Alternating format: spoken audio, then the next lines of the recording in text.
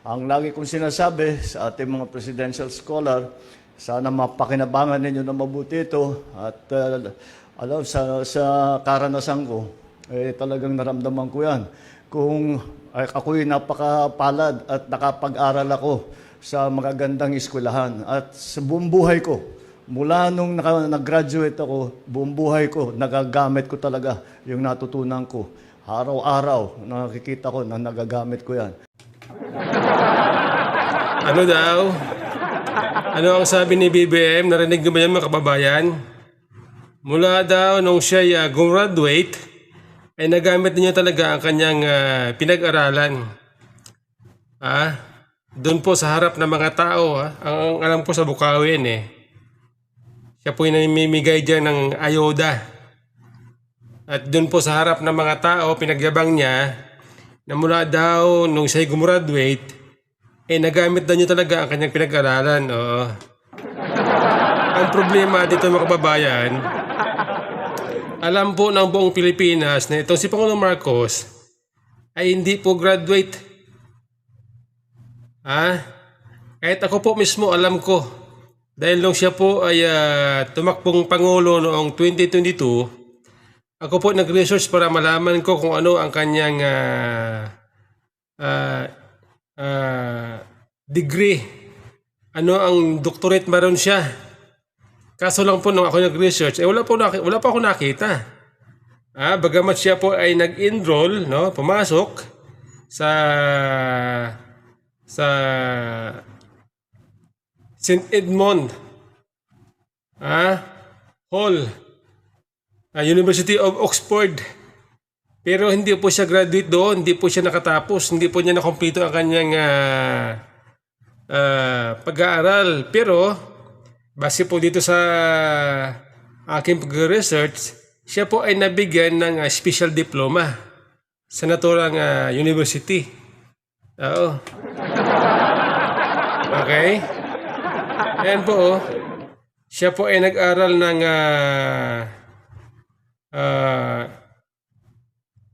philosophy, politics, and economics. Ano ba ito?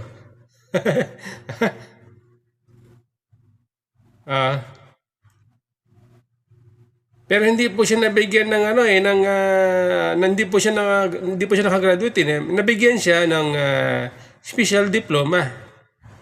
Na-awardan siya ng special diploma. Ito po, nakalagay dito mismo, 1978. Ano sinasabi ni Pangulong Marcos na siya ay gumraduate at pinagyayabang niya doon sa harap ng mga tao. Mbira ito. Ay alam po ninyo mga kababayan na ako po ay hindi ko po minamaliit ang mga kababayan natin na hindi graduate, yung mga tao hindi graduate, kasi nga ako mismo, meron po akong kakilala na hindi naman siya graduate, high school graduate lang siya, pero umunlad po ang kanyang buhay. Oo. So ibig sabihin, kabagamat siya hindi graduate, marunong naman siya, madiskarte naman siya, masipag, disiplinado, kaya maayos ang kanyang buhay. Ang ayaw lang po natin yung kasinungalingan. Yun po ang ayaw natin dito sa ating Pangulo. Alam po ng taong bayan, alam po ng buong Pilipinas na hindi po kayo graduate, Mr. President. Bakit parang pag nagsalita kayo, para bang normal na lang sa inyo ang magsinungaling sa harap ng kababayan natin? Oo. Ako hinanap ko hinanap ko ulit ngayon. Nag-research ako ulit ngayon, baka sakali may makita ako na record, kung ano mga record meron ka. Kaso nakalagay dito, ikaw po ay na-awardan lamang ng special diploma. Sa Social Studies. 1978, yun nakalagay dito.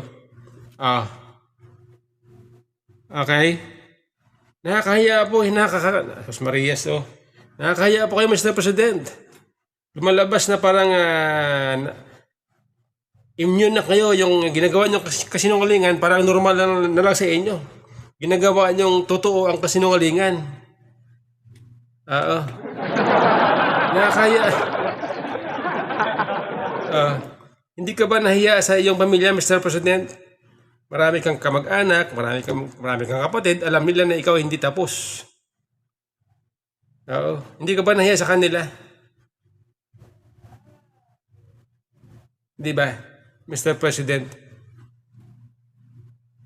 Parang ako, pakiramdam ko parang normal na lang kay BBM ang paggawa ng kasinungalingan.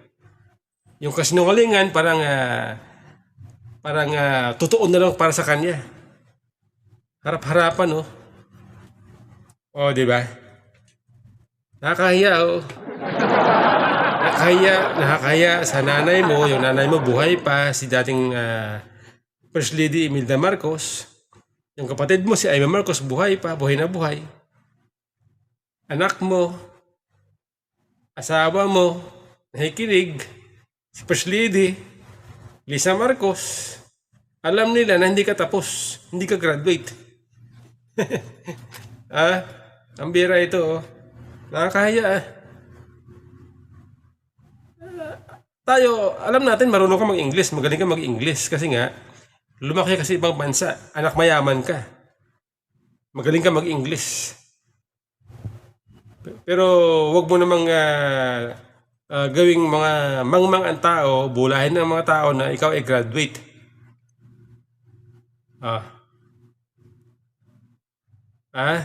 Kaya nga nag-research ako eh.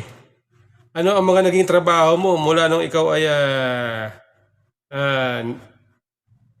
lumaki, nagbinata?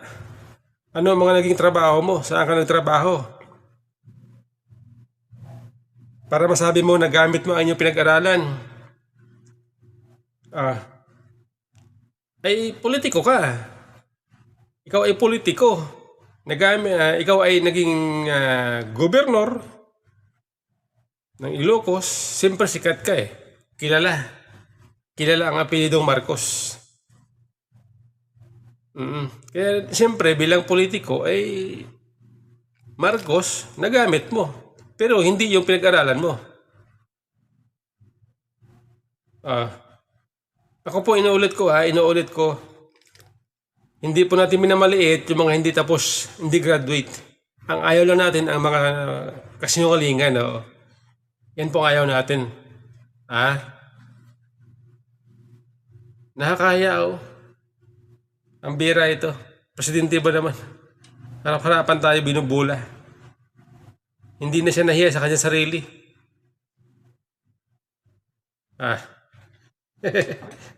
Ang bira ito. Ay, ito mga kababayan ay balibalita ngayon, di ba?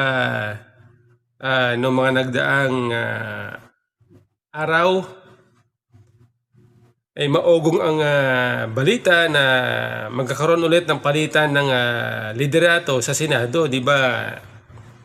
Ang bagong presidente ngayon ng Senado ay si SP Alan Cayetano. Okay? Ay magmula noong unang araw ng nagkaroon ng palitan ng leadership sa Senado, ay maugong po ang balibalita na magkakaroon ulit ng pagkapalit ng liderato.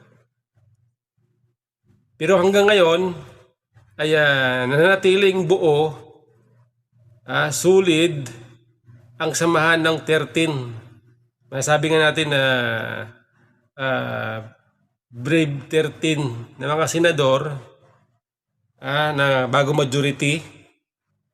Okay, ay nababasa natin dito may mga report na tila bagkasubuko na.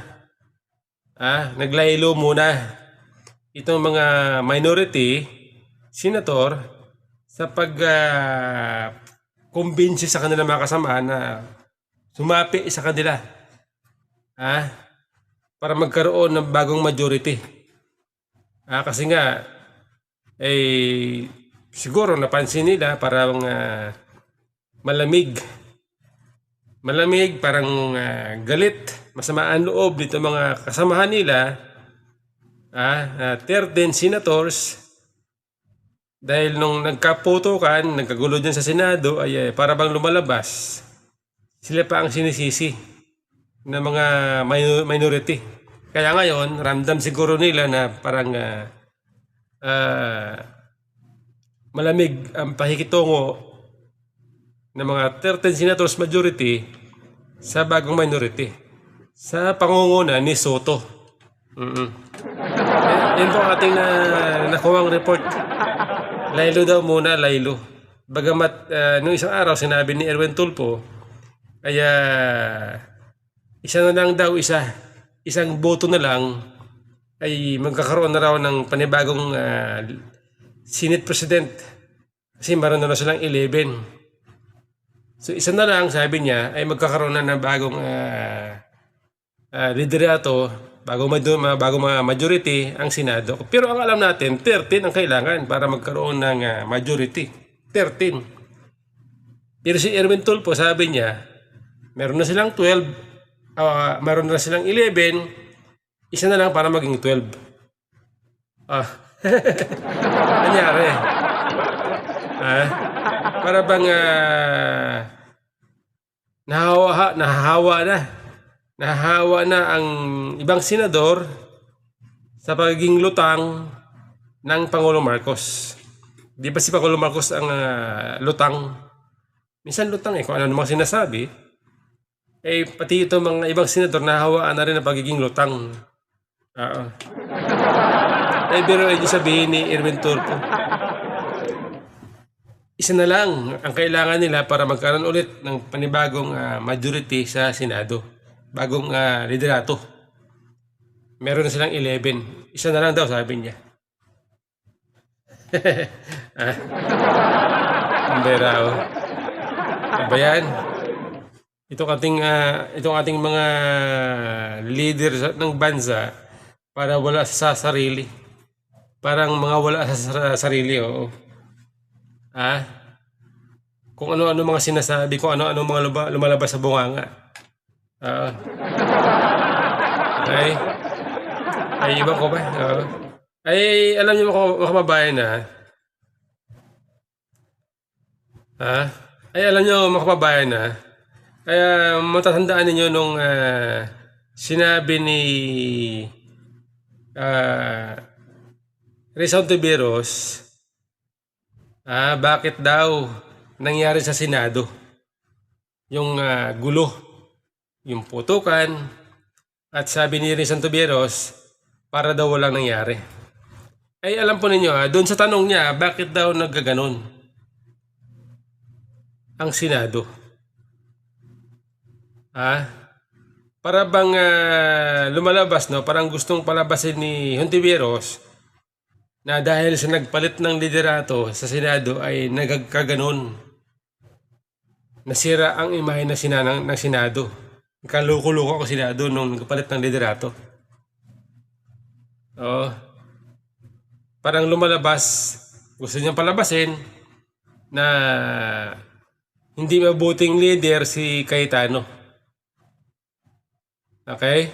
Ay alam niyo ba naman, di ba? Alam natin na ang normal po sa Senado, maging sa SUR, sa mababang kapulukan ng Kongreso, normal po ang palitan ng liderato. Kapag merong hindi gusto yung majority, magpapalit sila ngayon.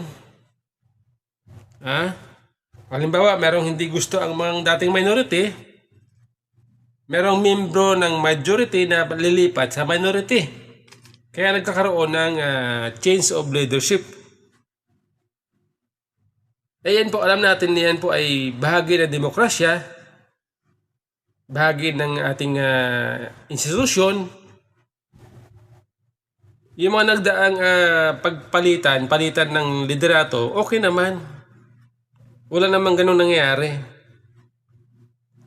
Nung matandaan ko, nung si Mig Subiri ang Senate President, nagkaroon ng palitan at ang naging Senate President noon ay si Chis Escudero.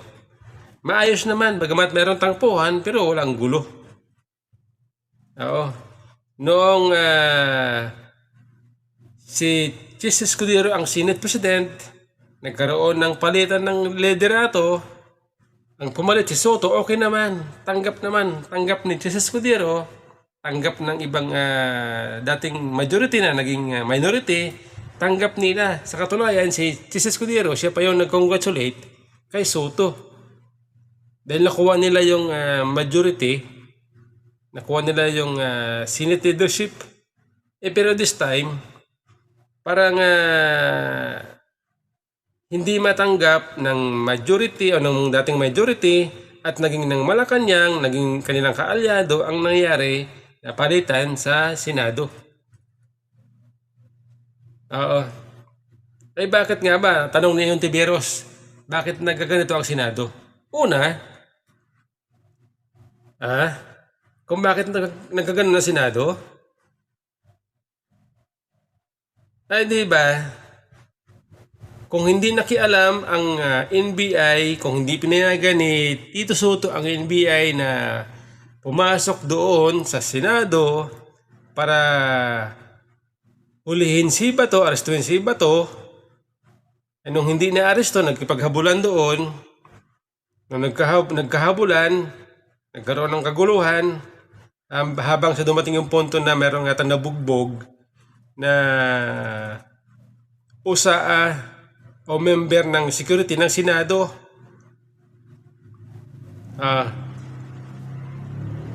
Di ba?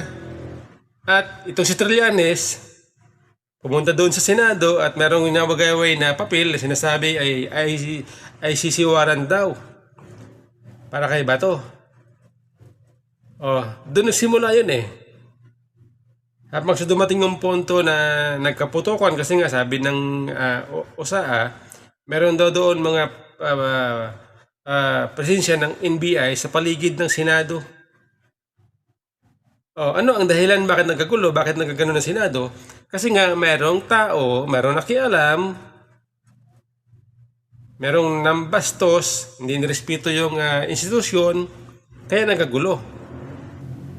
Ano ibig sabihin nun? Ako tingin ko ito naman aking analysis. Kung bakit ang NBI ay pumunta ng Senado at tinayagan ni Soto, ang sa aking pakiramdam, kaya nila ginawa yon, gusto nilang pigilan si Bato na makaboto para hindi magkaroon ng panibagong Senate leadership. Yun po ang aking sa pantaha.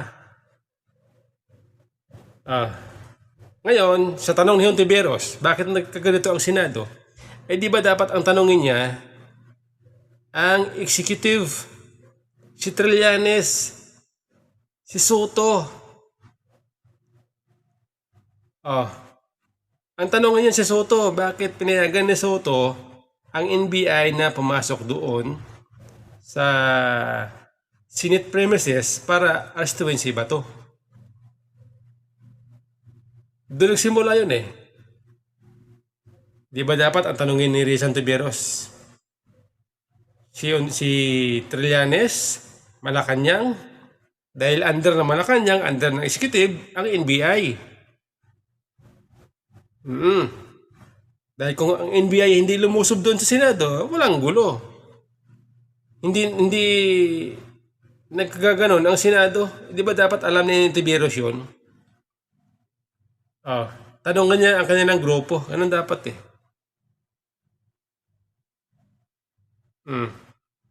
Di ba? Kaya para bang lumalabas dito na dahil nagpalit ng leadership ng Senado dahil kay Cayetano ganito ang Senado. Hindi po eh. Meron lang talagang ng gulo. Meron lang gulo kaya nagkaganon ang Senado. Di ba? Gusto nilang pigilan si Bato na wag makaboto para manatili sila sa pwesto. Ganun lang yun. Tapos balibalita ngayon, sabi ni Amy Marcos. Tinatakot daw ang ibang membro ng Senado. Tinatakot daw. Kakasuhan. Parang lumalabas na takot na takot sila kasi ang dahilan daw para hindi makaupo hindi makatakbo si Vice President Sara Duterte. Dahil nga naman pag tumakbo ay siguradong panalo. At pag nanalo, ay may kalalagyan sila. Yung mga issue ngayon na hindi natin hindi masolve, issue sa nakawan, issue sa mga paglabag sa batas, ay pag ang maupong Pangulo sa 2028 ay si Sara Duterte, ay sigurado ay yung mga issue na ngayon ay hindi na susolusyonan, sigurado yan sa 2028 ay masusolusyonan.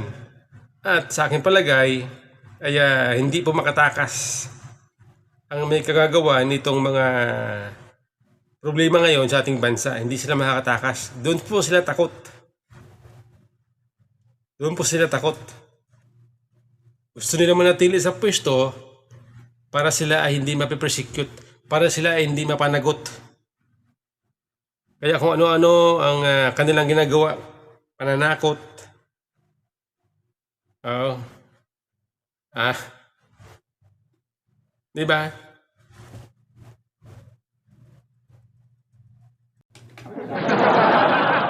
Ano daw? Ano ang sabi ni BBM? Narinig mo ba yan mga kababayan? Mula daw nung siya gumraduate, ay nagamit niya talaga ang kanyang pinag-aralan. Doon po sa harap ng mga tao, ang alam ko sa Bukawin siya po yung namimigay dyan ng ayuda. At doon po sa harap ng mga tao, pinagyabang niya na mula daw nung siya gumraduate, nagamit na niya talaga ang kanyang pinag-aralan. Oo. Ang problema dito mga kababayan, alam po ng buong Pilipinas na itong si Pangulong Marcos ay hindi po graduate. Kahit ako po mismo alam ko. Dahil nung siya po ay tumakbong Pangulo noong 2022, ako po nag-research para malaman ko kung ano ang kanyang degree. Ano ang doctorate meron siya. Kaso lang po nung ako nag-research, wala pa ako nakita. Bagamat siya po ay nag-enroll, pumasok sa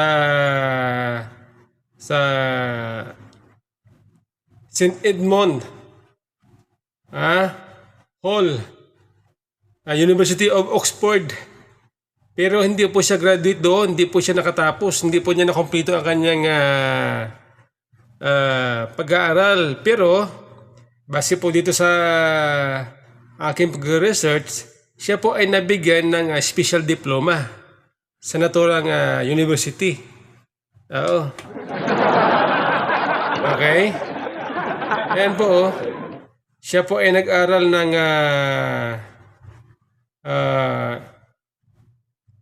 philosophy, politics, and economics. Ano ba ito?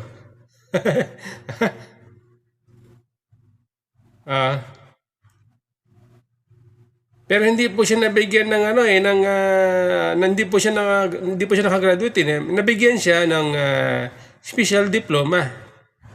Na-awardan siya ng special diploma. Ito po nakalagay dito mismo 1978. Ano sinasabi ni Pangulong Marcos na siya ay gumraduate at pinagyayabang niya doon sa harap ng mga tao. Bira ito. Ay alam po ninyo mga kababayan na ako po ay hindi ko po minamaliit ang mga kababayan natin na hindi graduate, yung mga tao hindi graduate, kasi nga ako mismo meron po akong kakilala na hindi naman siya graduate, high school graduate lang siya, pero umunlad po ang kanyang buhay. Oo. So ibig sabihin bagamat siya hindi graduate, marunong naman siya, madiskarte naman siya, masipag, disiplinado, kaya maayos ang kanyang buhay. Ang ayaw lang po natin yung kasinungalingan. Yun po ang ayaw natin dito sa ating Pangulo. Alam po ng taong bayan, alam po ng buong Pilipinas na hindi po kayo graduate, Mr. President. Eh bakit parang pag nagsalita kayo, para bang normal na lang sa inyo ang magsinungaling sa harap ng kababayan natin? Oo. Ah, ako hinanap ko eh. O hinanap ko ulit ngayon. Nag-research ako ulit ngayon, baka sakali may makita ako na record, kung ano mga record meron ka. Eh kaso nakalagay dito, ikaw po ay na-awardan lamang ng special diploma. Sa Social Studies. 1978 yun nakalagay dito. Okay. Nakakahiya po, Marias, nakakahiya po kayo, Mr. President. Lumalabas na parang immune na kayo, yung ginagawa nyo kasinungalingan, parang normal na lang sa inyo. Ginagawa nyo totoo ang kasinungalingan.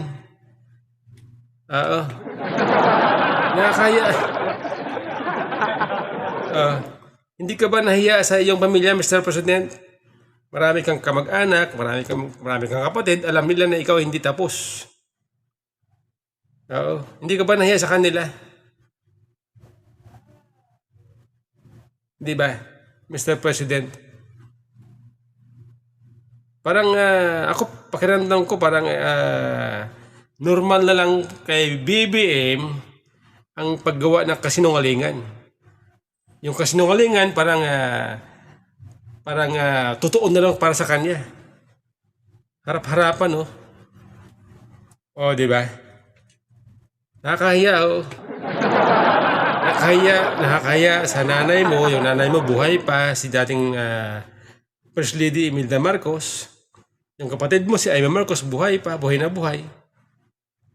Anak mo, asawa mo, nakikinig, si First Lady Lisa Marcos, alam nila na hindi ka tapos, hindi ka graduate.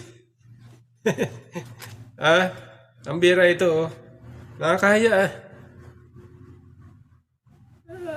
Tayo, alam natin marunong ka mag-English, magaling ka mag-English kasi nga, lumaki ka sa ibang bansa, anak mayaman ka. Magaling ka mag-English. Pero wag mo namang gawing mga mangmang ang tao, bulahin ng mga tao na ikaw ay graduate.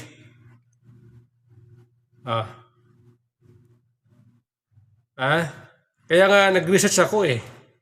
Ano ang mga naging trabaho mo mula nung ikaw ay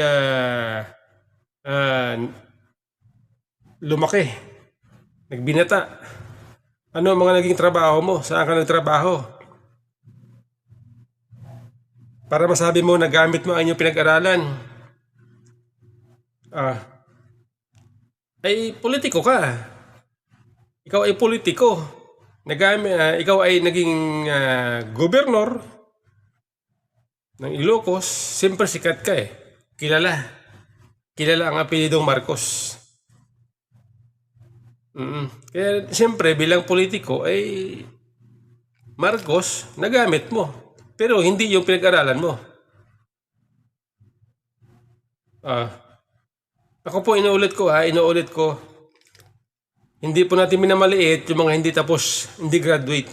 Ang ayaw lang natin ang mga kasinungalingan. Yan po ang ayaw natin. Nakakaya Ang bira ito. Presidente ba naman? Harap-harapan tayo binubula. Hindi na siya nahiya sa kanyang sarili.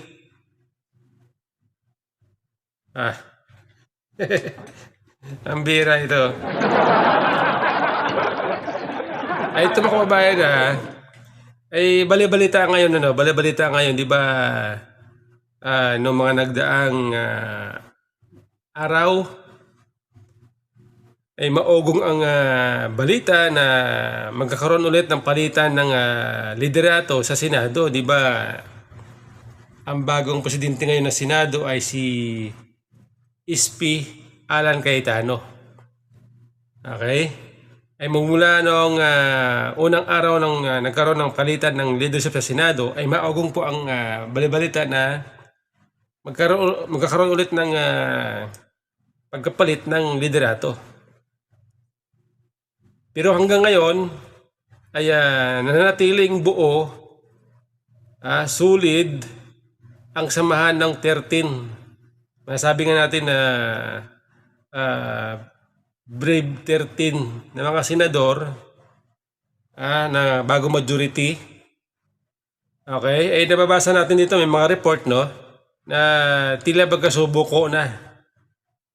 Naglaylo muna itong mga minority senator sa pag-kumbinsi sa kanilang mga kasama na sumapi sa kanila. Para magkaroon ng bagong majority. Kasi nga, siguro napansin nila parang malamig. Malamig, parang galit, masama ang loob dito mga kasamahan nila, 13 senators, dahil nung nagkaputukan, nagkagulo dyan sa Senado, ay para bang lumalabas, sila pa ang sinisisi ng mga minority. Kaya ngayon, ramdam siguro nila na parang malamig ang pakikitungo ng mga 13 senators majority sa bagong minority sa pangunguna ni Soto. Yan po ang ating nakuhang report. Laylo daw muna, laylo. Bagamat nung isang araw sinabi ni Erwin Tulfo, kaya isa na lang daw, isang boto na lang ay magkakaroon na raw ng panibagong Senate President. Kasi meron na silang 11. So isa na lang, sabi niya, ay magkakaroon na ng bagong liderato, bagong majority ang Senado. Pero ang alam natin, 13 ang kailangan para magkaroon ng majority. 13. Pero si Erwin Tulfo, sabi niya, meron na silang 12, meron na silang 11, isa na lang para maging 12. Nangyari. Para bang nahahawa na ang ibang senador sa pagiging lutang ng Pangulong Marcos. Di ba si Pangulong Marcos ang lutang? Minsan lutang kung ano namang sinasabi. Pati ito mga ibang senador nahahawaan na rin ang pagiging lutang. Pero sabihin ni Erwin Tulfo, isa na lang ang kailangan nila para magkaroon ulit ng panibagong majority sa Senado. Bagong liderato. Meron na silang 11. Isa na lang daw, sabi niya. Ang bera, Aba yan. Itong ating mga leader ng bansa para wala sa sarili. Parang mga wala sa sarili, oo. Kung ano-ano mga sinasabi, kung ano-ano mga lumalabas sa bunganga. Okay? Iba ko ba? Alam niyo mga kababayan alam niyo mga kababayan kaya matatandaan ninyo nung sinabi ni Rizal Tiberos, bakit daw nangyari sa Senado yung gulo, yung putukan, at sabi ni Rizal Tiberos, para daw walang nangyari. Alam po ninyo, doon sa tanong niya, bakit daw nagkaganon ang Senado? Para bang lumalabas, no? Parang gustong palabasin ni Hontiveros na dahil sa nagpalit ng liderato sa Senado ay nagkaganon. Nasira ang imahe ng Senado. Kaluko-luko ang Senado nung nagpalit ng liderato. Parang lumalabas, gusto niyang palabasin na hindi mabuting leader si Cayetano. Okay? Alam niyo ba naman, di ba? Alam natin na ang normal po sa Senado, maging sa SOR, sa mababang kapulukan ng Kongreso, normal po ang palitan ng liderato.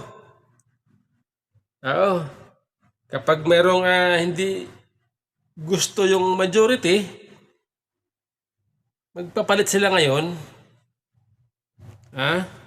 Halimbawa, merong hindi gusto ang mga dating minority, merong membro ng majority na lilipat sa minority.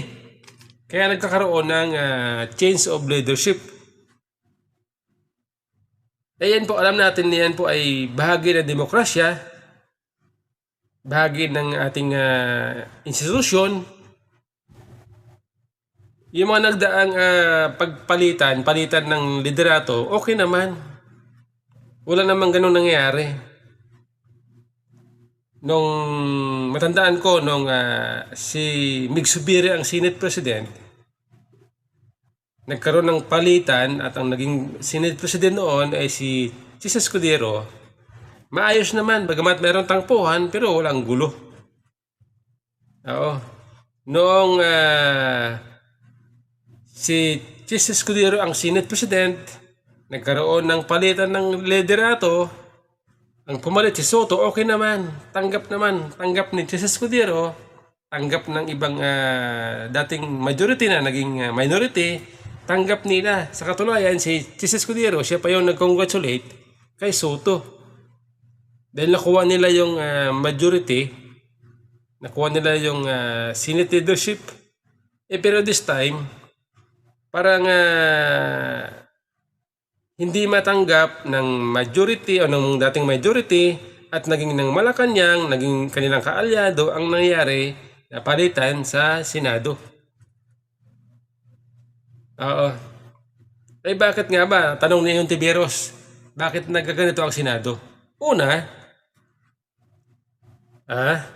kung bakit nagkaganon ang Senado? Ay di ba? Kung hindi nakialam ang NBI, kung hindi pinayagan ni Tito Soto ang NBI na pumasok doon sa Senado para hulihin si Bato, arestuhin si Bato, nung hindi na-aresto, nagkipaghabulan doon, nung nagkahabulan, nagkaroon ng kaguluhan, habang sa dumating yung punto na merong yata nabugbog na usaa o member ng security ng Senado.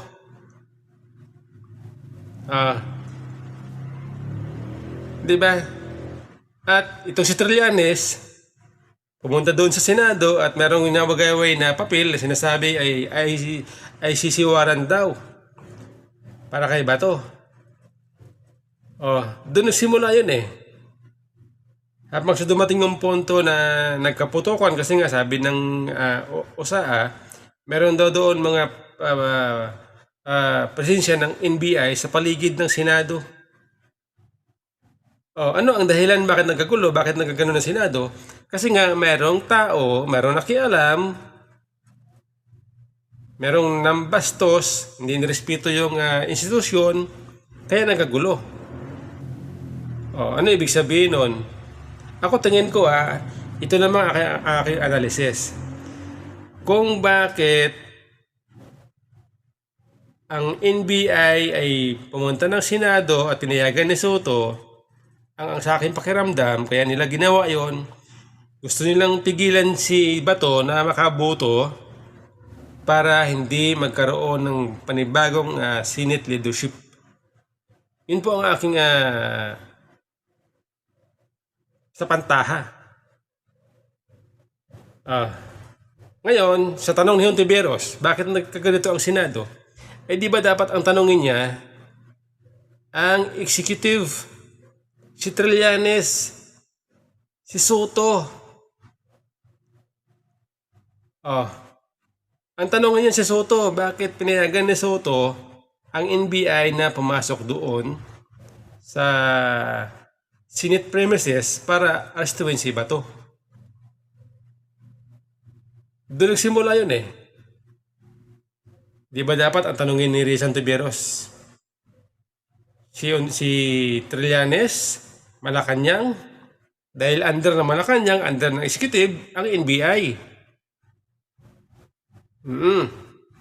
Dahil kung ang NBI hindi lumusob doon sa Senado, walang gulo. Hindi nagkaganon ang Senado. Di ba dapat alam ni Tiberos yun? Tanongan niya ang kanilang grupo. Anong dapat eh? Mm. Di ba? Kaya para bang lumalabas dito na dahil nagpalit ng leadership ng Senado dahil kay Cayetano ganito ang Senado. Hindi po eh. Meron lang talagang ng gulo. Meron lang gulo kaya nagkaganon ang Senado. Di ba? Gusto nilang pigilan si Bato na wag makaboto para manatili sila sa pwesto. Ganun lang yun. Tapos balibalita ngayon, sabi ni Amy Marcos, tinatakot daw ang ibang membro ng Senado. Tinatakot daw. Kakasuhan. Parang lumalabas sila na takot na takot sila kasi ang dahilan daw para hindi makaupo hindi makatakbo si Vice President Sara Duterte. Dahil nga naman pag tumakbo ay siguradong panalo. At pag nanalo, may kalalagyan sila. Yung mga issue ngayon na hindi natin hindi masolve, issue sa nakawan, issue sa mga paglabag sa batas, ay pag ang maupong Pangulo sa 2028 ay si Sara Duterte, ay sigurado ay yung mga issue na ngayon ay hindi na susolusyonan, sigurado yan sa 2028 ay masusolusyonan. At sa akin palagay ay hindi po makatakas ang may kagagawa nitong mga problema ngayon sa ating bansa. Hindi sila makakatakas. Doon po sila takot. Doon po sila takot. Gusto nila manatili sa pwesto para sila ay hindi mapipersecute, para sila ay hindi mapanagot. Kaya kung ano-ano ang kanilang ginagawa, pananakot.